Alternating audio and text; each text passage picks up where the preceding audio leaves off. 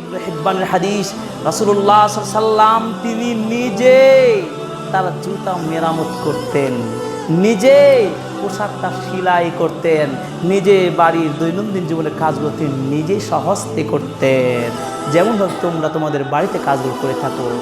যদিও রাসূলুল্লাহ সাল্লাল্লাহু আলাইহি সাল্লাম বিশেষ প্রয়োজনে সাহাবীগণ পরস্পর তাকে হেল্প সহযোগিতা করতেন, তিনি সাধারণত সহযোগিতা নিতেন না।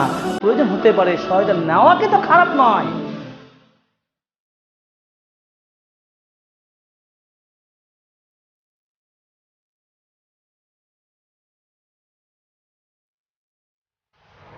তো শিল্প থেকে শিল্পপতি হয়, এ কথা জানা বোঝা খুব সহজ।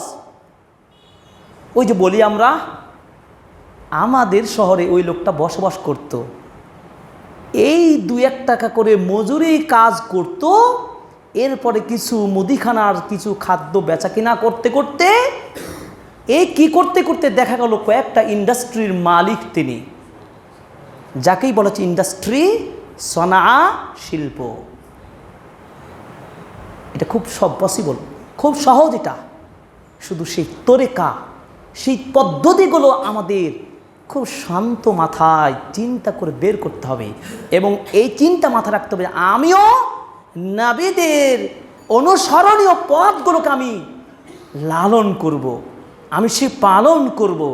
তবে আমার মনে হয় আমি দরিদ্র থাকব, এটা কোশ্চিন কলেও বিশ্বাস করা যায় না। রাসূলুল্লাহ সাল্লাল্লাহু আলাইহি সাল্লাম বলছেন, পৃথিবীতে এমন কোনো নবী রাসূল আসে নাই যারা ছাগল চরান নাই। ছাগল, মেষ, দুম্বা এগুলো চারণ করেছেন। বাল্যকাল বয়সে রাসূলুল্লাহ সাল্লাল্লাহু আলাইহি সাল্লাম চাচার সাথে শাম, সিরিয়া এলাকাগুলো গিয়ে তিনি ব্যবসা পরিচালনা করেছেন। তার ব্যবসার যে বিশ্বস্ততা, আমানতদারিতা গোটা আরব বিশ্বে সমাদৃত হয়েছিল, পরিচিতি লাভ করেছিলেন, যার কথা শুনে খাদিজা রাদিয়াল্লাহু তাআলা আনহা বিমোহিত হয়েছিলেন। তাকে তার ব্যবসার দায়িত্ব অর্পণ করেছিলেন। বিশ্বস্ত পার্টনার হতে হবে, বিশ্বস্ত একজন কর্মী হতে হবে। তাহলে দারিদ্র কেন, অভাব কেন, এগুলো সব দূর হয়ে যাবে ইনশাআল্লাহ। কারণ আল্লাহ রাব্বুল আলামিন পৃথিবীর বিভিন্ন আনাচে কানাচে নদী, সাগর, পাহাড়, পর্বত, গাছপালা, লতা পাতা বিভিন্ন উপায়ে খনিজ পদার্থতে শুরু করে নিয়ে শিল্পে, জীবিকায়, খাদ্যে আল্লাহ জমিনকে ভরপুর করে রেখেছেন। শুধু ব্যবহার করা শিখতে হবে। এই ব্যবহার করা শিখার মন মানসিকতা আমাদের প্রত্যেক যুবকের উদ্যমী হওয়া দরকার। গত কয়েকদিন আগে টেলিভিশনে একটা জরিপ শুনছিলাম। আমাদের রাজশাহী গোদাগাড়ি এলাকার এক ভাই, তাকে আমি চিনতাম, নাম শাহাদাত হোসেন। হঠাৎ করে ফেসবুকে ভিডিওটা পেলাম। তিনি প্রায় কয়েকশো বিঘা জমি আবাদ করছেন পেয়ারা চাষে। এই পেয়ারা চাষ করে আমার তো মনে হচ্ছে সংবাদপত্রে যা শুনলাম তাতে বাংলার ভাষায় কোটিপতি হতে কোনো সন্দেহ নাই। সুবহানাল্লাহ। তিনি বিশেষের প্রস্তুতি নিচ্ছিলেন। আমি রানীবাজার এলাকায় থাকি। হঠাৎ করে এই ভিডিও দেখে আমি তাকে ইনবক্স করলাম, খুব ভালোবেসে বললাম পেয়ারা পাঠিয়ে দেন। প্রথমে আমাকে চিনতে পারলেন না, পরে বললাম আমি অমুক। আমি বললাম আপনার জন্য মন থেকে দোয়া চলে আসলো। ওই যুবককে দেখে আমার খুব খুশি হয়, যে যুবক অন্যের কাছে হাত না বাড়িয়ে নিজের হাতটাকে শিল্প কাজে তিনি এগিয়ে আসেন, সেই যুবক আমার পছন্দ হয়। সুবহানাল্লাহ। হালাল জীবিকা গ্রহণ করার জন্য আমাকে কর্মঠ একজন যুবক হতে হবে, কর্মঠ আমাকে ব্যক্তি হতে হবে। আপনি যে 1 টাকা, 5 টাকা, একটা পোশাকের, একটা থালার, যে কোনোভাবে আপনি কোনো না কোনোভাবে সম্পদের মালিক, আপনার সেই 1 টাকা দিয়ে ইনভেস্ট শুরু করুন। অথবা বিশ্বস্ত দিনী ভাই যারা রয়েছেন, সমাজে যারা বিত্তশালী রয়েছেন, তারা ওই সুদের অঙ্ক না কষে ভালো যুবক খুঁজে তাকে কিছু অর্থ দিয়ে একটু চাঙ্গা করার চেষ্টা করুন। তাহলে এই সমাজ, দেশ অর্থনৈতিকভাবে গোটা বিশ্বের মাঝে এই বাংলার জমিন আলোকিত হবে। আল্লাহ তুমি কবুল করো, আমিন। এর জন্য আমরা যারা আত্মীয়দের মাঝে যারা বিত্তশালী, আমরা তো খুব পারি ভাই আমার, কিন্তু নিজে কোটিপতি হয়ে রাজশাহী সিটিতে বসবাস করতে চাই, কিন্তু গ্রামের ওই চাচা, ওই ছোট ভাইটা, চাচাতো ভাইটার খোঁজ রাখি না। এই করোনা মহামারীকালীন সময়ে কত যুবক যে জীবন চলে গেল খাদ্যের অভাবে, কর্মের অভাবে, তার ছোট্ট চাকরিটা ছুটে গেল, সে লজ্জায় কিছু বলতে পারে না, খাদ্যের অভাবে তার জীবন বিপন্ন হয়েছে। ইতিহাস এগুলো আমাদের চোখের সামনে, শত কোটি কোটি ইতিহাস দেখছি। এই অর্থের যারা পিছনে লিপসার মতো ছোটাছুটি করছে, বণিক শ্রেণী বলেন, আর অর্থের বিত্তশালীরা বলেন, আর বড় বড় জমিদারেরা বলেন, তাদেরকে এগিয়ে আসতে হবে। আল্লাহর জামিন প্রশস্ত, দুনিয়ায় বেশি দিন থাকার জন্য আসে নাই। এই দুনিয়ায় আল্লাহ আমাকে অনেক নিয়ামা দিয়েছেন, এই নিয়ামাগুলো সৎ ব্যবহার করে আমার অসহায় ভাইকে থেকে একটু স্বনির্ভর করি, হস্তশিল্পের পথ দেখে দিই। হস্তশিল্পের রূপরেখা নিয়ে কোরআন সুন্নায় কত কথা বলি, অনেক কথা এসে গেছে। আল্লাহ রাব্বুল আলামিন নবী দাউদ আলাইহিস সালামকে তিনি লোহা দান করলেন। লোহা শিল্পের কথা কোরআন এসেছে। আল্লাহ পাক বলছেন সূরা আম্বিয়ার ৮০ নম্বর আয়াত, ওয়া আল্লামনাহু সানআতান লাবুসিন লাকুম লিতুহসিনাকুম মিন বাসিকুম ফাহাল আনতুম শাকিরুন। নবী দাউদকে লোহা শিক্ষা দিলেন, লোহাকে আল্লাহ তার জন্য নরম করে দিলেন, লোহা দিয়ে তিনি যেন বর্ম তৈরি করেন, যুদ্ধক্ষেত্রে ব্যবহার করেন। প্রতিটি কথা আমার কাছে এত বিশাল মনে হচ্ছে। শুধু সংক্ষিপ্ত সময় যে শিল্প যাকে কাকে বলে, যে শুধু কৃষির ওপর নির্ভর করলেই হবে না, শুধু অনাবাদি জমি চাষাবাদ নিয়ে বসে থাকলে হবে না, এটাকে প্রক্রিয়া করে অর্থের যে পণ্যকে যে সামনে অগ্রগামী করার জন্য যে একটা পণ্যের রূপদান করা, এই পলিসি অর্জন করতে হবে। যাদের বাড়িতে যেরকম রয়েছে তারা সেভাবে কাজ শুরু করে দিবে। ছোট্ট জায়গা রয়েছে, ছোট্ট খাদ্য রয়েছে, সেগুলোকে তারা খাদ্য, যেমন মনে করেন কারো বাছারে আম আছে, পেয়ারা আছে, এরপর মনে করেন জলপাই আছে, সেগুলোকে যদি সামান্য কিছু মশলা দিয়ে আচার বানিয়ে বিক্রি করে, 10 টাকার জলপাই তৈরি করে 10 কেন 1000, 1500, 2000 টাকা পর্যন্ত সঞ্চয় করা সম্ভব। সহজ। প্রিয়দিনী ভাই বোনেরা, এভাবে আল্লাহ রাব্বুল আলামিন কোরআনের শিল্পের কথাগুলো তিনি বলেছেন। আমি শুধু পয়েন্টগুলো বলে যাচ্ছি।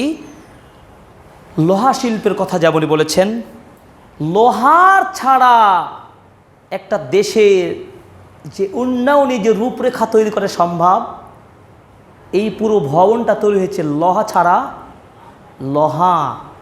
এই লোহা দিয়ে গোটা ভবনটা দাঁড়িয়ে আছে।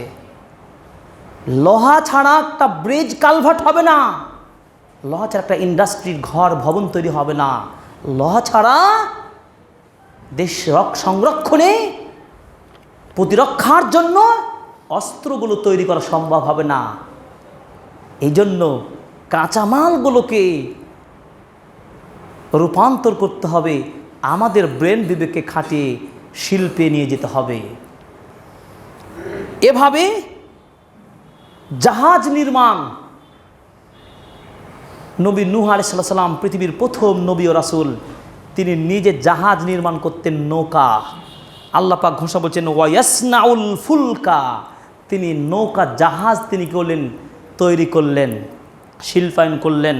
ওয়াকুল্লামা মাররা আলাইহি মালাউ মিন কওমিহি সাখিরু, যখন তিনি কাঠগুলো কেটে কেটে নৌকা জাহাজ তৈরি করছিলেন, তখন তার কওমের লোকেরা তাকে ঠাট্টা করছিলেন। এই আয়াতে শিক্ষা হলো কি?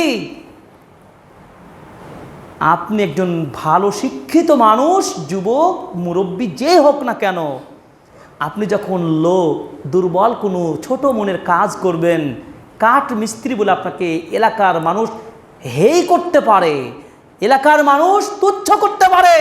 এই তুচ্ছ শুধু তোমাকে নয়, নবী নূহ আলাইহিস সালামকেও সময় মানুষেরা তুচ্ছ করতে ছাড়ে নাই। নবী বলেছিলেন, তুচ্ছ তোমরা এই দুনিয়াতে আমাদের করতে পারো, লাঞ্ছনা এই দুনিয়ায় করতে পারো, তোমার কাছে এই শিল্প ছোট হতে পারে, আমার রবের কাছে শিল্পটা অনেক দামি। সুবহানাল্লাহ। বাঁশ, কাঠ এগুলো এমনিতে পড়ে থাকে, যখন সেগুলোকে বিভিন্ন রূপে রূপান্তর করা যায়, বাঁশ থেকে ট্রাক তৈরি করছেন, ফার্নিচার তৈরি করছেন, বিভিন্ন রং বেরঙের সুন্দর সুন্দর টেবিল, চেয়ার, ফার্নিচার, কত কিছু। এর কীভাবে ব্রেনকে কাজে লাগে, বিবেককে খাটে। এরপর সুলাইমান আলাইহিস সালাম তিনিও লোহা শিল্পে ব্যবহার করেছেন। এভাবে মুসা আলাইহিস সালাম তিনি দেখুন জীবন বাঁচার তাগিদে রাখালি কাজ করলেন। তিনি শর্ত চুক্তিবদ্ধ হলেন একজন বিশ্বস্ত ব্যক্তির সাথে, যাকে শীষ বলা হয়। 10 বছরের চুক্তিতে তার বাড়ির ছাগলগুলোকে চারণ করার দায়িত্ব নিলেন, নিজের শ্রমকে তিনি শিল্পে তিনি রূপদান করলেন। তিনি বলছেন, আমার হাতে একটা লাঠি থাকতো, সে লাঠির উপরে ভর করেই আমি গাছের পাতাগুলো পেরে ওই পশুদেরকে খাদ্য খাওয়াতাম। এভাবে যখন আমার শর্ত মালিকের সাথে পূর্ণ হলো, তখন শর্ত ছিল তার মেয়েকে বিবাহ করা। তার মেয়েকে তিনি বিবাহ করলেন। এই হলো বেকার হওয়ার সুযোগ নেই, কর্মজীবী হতে হবে।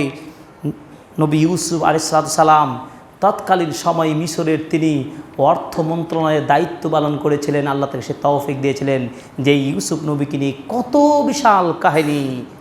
এরপরে পরবর্তীতে আল্লাহ ইউসুফ আলাইহিস সালামকে আজিজ আল মিশরের প্রেসিডেন্ট হিসাবে আল্লাহ রাব্বুল আলামিন ক্ষমতা দান করলেন। সুবহানাল্লাহ।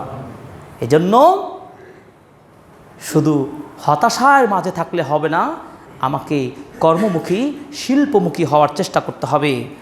মৃৎশিল্প, মাটি শিল্প, মাটিকে বিভিন্নভাবে কাজে লাগে অর্থ যে কোটি কোটি টাকা সঞ্চয় করা সম্ভব, যা আমরা ইটের ভাটার দিকে তাকালে দেখতে পাই। ইট ভাটায় কত কোটি কোটি টাকা ইনভেস্ট করে ওই মাটিকে সিস্টেমাইজ করে এত কিছু হয়। পাথরকে গলিয়ে মিটিয়ে বিভিন্ন প্রক্রিয়া করে সিমেন্ট করে ভবন দালান করা সব কিছু হয়। এভাবে ঈসা আলাইহিস সালাম মাটি থেকে তিনি পাখি তৈরি করে ফোঁ দিয়ে উড়ে দিতেন। ছোটোকালে তিনি এই কাজগুলো করতেন। চামড়া শিল্পর কথা তো আমরা খুব ভালোই জানি, বড় অর্থের আয়ের জীবিকায়ের একটা বড় মাধ্যম। কুরবানির সেশন যখন চলে আসে, তখন আমাদের গ্রাম অঞ্চলের বিভিন্ন পাড়ায় মহল্লায় অনেকেই কিছু 2টা পয়সা উপার্জনের জন্য চেষ্টা করে, কিন্তু বড় দুঃখের কথা, কে বা কারা কীভাবে এই শিল্পটা যে পরিচালনা করেন, আমার বয়সে যা দেখছি 10 বছর 5 বছরে অনেকাংশেই অনেকে এই শিল্প থেকে পিছপা হয়ে গেছেন, অনেকে অর্থ এমনভাবে ক্ষতিগ্রস্ত হয়েছেন, আর দ্বিতীয়বার কিয়ামত পর্যন্ত সে শিল্পে যাবে বলে তার মনে হয় না। তার মানে শিল্প ভালো, দামি শিল্প, এই শিল্প থেকে পোশাক আশাক, জুতা, স্যান্ডেল, বড় ফার্নিচার তৈরি করা সম্ভব। কিন্তু এই চামড়ার সদ ব্যবহার আমরা করতে না পারার কারণে, সুন্দরভাবে একে পণ্যের রূপদান করতে না পারার কারণে আজকে আমরা এগুলোকে বিনা পয়সায় কুরবানির সময় আমরা ফেলে দিচ্ছি, নদীতে ভাসিয়ে দিচ্ছি। এগুলো মিথ্যা কথা নয়, এগুলো ইতিহাস কিয়ামত পর্যন্ত থেকে যাবে। এগুলো আল্লাহর নিয়ামত। রাসূলের যুগে একটা মৃত জন্তু চলে গেছে, নিয়ে যাচ্ছে, ছেড়ে নিয়ে যাচ্ছে। রাসূল সাল্লাল্লাহু আলাইহি ওয়াসাল্লাম, এই ছেলে, ছাগলটাকে তুমি নিয়ে তাকে দাবাগাত করে পশুর চামড়াটাকে কাজে লাগাতে তো পারো। দাবাগাত সেই সময় শিল্পের কথা নবী মুহাম্মদ সাল্লাল্লাহু আলাইহি ওয়াসাল্লাম বললেন, দাবাগাতের কথা বললেন। তার মানে ওই চামড়াটাকে ব্যবহার উপযোগী করার জন্য যা করা লাগে লবণ পানি দিয়ে তাকে পণ্যের রূপ লাভ রাসূল সাল্লাল্লাহু সে সময় করেছেন। আমাদের সেই সৎ ব্যবহার করতে হবে। আজকে এই ব্যবহার না করার কারণে দুর্ভিক্ষ আমাদের সমাজে। আল্লাহ নিয়ামতের যারা কৃতজ্ঞতা করবে না, সে সমাজে আল্লাহ লানত গজব নাজিল হবে। এত বড় ভয়াবহ মহামারী গেল, আমাদের শিক্ষা মনে হয় তবু হয় নাই। রেশম শিল্পের কথা তো বলতেই নাই। রেশম শিল্প দেশের সরকার প্রচুর অর্থ এই ক্ষেত্র থেকে আয় করতে থাকেন। তো আমরা যারা রেশম শিল্প, এখানে তো আমরা শ্রমিক হতে পারি। এই জন্য আমরা স্থানীয় যারা প্রশাসন রয়েছেন তাদের কাছে আমরা যোগাযোগ করে এই পদ্ধতিগুলো আমরা বুঝে জেনে ট্রেনিং নিয়ে নিজেরাও রেশম শিল্প গড়ে তোলার চেষ্টা করব। কোরআনে রেশম শিল্পের ব্যবহারের কথাও এসেছে। আমি শুধু পয়েন্টগুলো বলছি। সুন্নায় শিল্পের গুরুত্বের কোরআনের আলোকে শিল্পের গুরুত্ব এতক্ষণ বলছিলাম, সুন্না হাদিসের আলোকে যে আরও গুরুত্ব রয়েছে। রাসূল সাল্লাল্লাহু আলাইহি সাল্লাম সম্পর্কে জিজ্ঞাসা করা হলো, আল্লাহ রাসূল সাল্লাল্লাহু আলাইহি সাল্লাম কি কাজ করে খেতেন না পরনির্ভরশীল ছিলেন? আয়েশা রাদিয়াল্লাহু তাআলা আনহাকে প্রশ্ন করছেন। আয়েশা রাদিয়াল্লাহু তাআলা উত্তর দিয়ে বলছেন যে কি, কানা রাসূলুল্লাহ সাল্লাল্লাহু আলাইহি সাল্লাম ইয়াখসিফু না'লাহু ওয়া ইউখিতু সাওবাহু ওয়া ইয়া'মালু ফি বাইতিহি কামা ইয়া'মালু আহাদুকুম ফি বাইতিহি। ইবনে হিব্বানের হাদিস, রাসূলুল্লাহ সাল্লাল্লাহু আলাইহি সাল্লাম তিনি নিজে তার জুতা মেরামত করতেন, নিজে পোশাকটা সেলাই করতেন, নিজে বাড়ির দৈনন্দিন জীবনের কাজগুলো তিনি নিজেই স্বহস্তে করতেন, যেমনভাবে তোমরা তোমাদের বাড়িতে কাজগুলো করে থাকো। যদিও রাসূলুল্লাহ সাল্লাল্লাহু আলাইহি সাল্লাম বিশেষ প্রয়োজনে সাহাবীগণ পরস্পরে তাকে হেল্প সহযোগিতা করতেন, তিনি সাধারণত সহযোগিতা নিতেন না। প্রয়োজন হতে পারে, সহায়তা নেওয়া কিন্তু খারাপ নয়। একজন আরেকজন তাআওয়ানু আলাল বিররি ওয়াত তাকওয়া, তাকওয়ার কাজে, আল্লাহর কাজে, ভালো কাজে সহযোগিতা ছাড়া তো বাড়া সম্ভব নয়। সহযোগিতা থাকবে, যে তিনি এই কাজগুলো করেছেন। এই জন্য তিনি বলেছেন যে নবী দাউদ নিজে হাতে না উপার্জন করে তিনি খেতেন না। এটাই ছিল শিল্পর সূচনা। এই শিল্পগুলো আমরা গ্রহণ করব। শিল্প নিজ শ্রম উপার্জন হচ্ছে, নিজ শ্রমে উপার্জিত জীবিকা সর্বোত্তম জীবিকা। রাসূলুল্লাহ সাল্লাল্লাহু আলাইহি ওয়াসাল্লাম বলেছেন, আইউল কাসবে আতয়াব, আল্লাহ নবী সবচেয়ে দামি জীবিকা কোনটা? রাসূলুল্লাহ সাল্লাল্লাহু আলাইহি ওয়াসাল্লাম বলছেন কি, কুল্লু বাইইন মাবরুর। এরপর বলছেন প্রত্যেক মানুষের আমালু বিয়াদিহ, তার নিজ হাতের কর্ম। সুতরাং নিজ হাতে কাজগুলো করব, ভিক্ষাবৃত্তি বর্জন করে শ্রম শিল্পে আমরা আত্মনিয়োগ করব।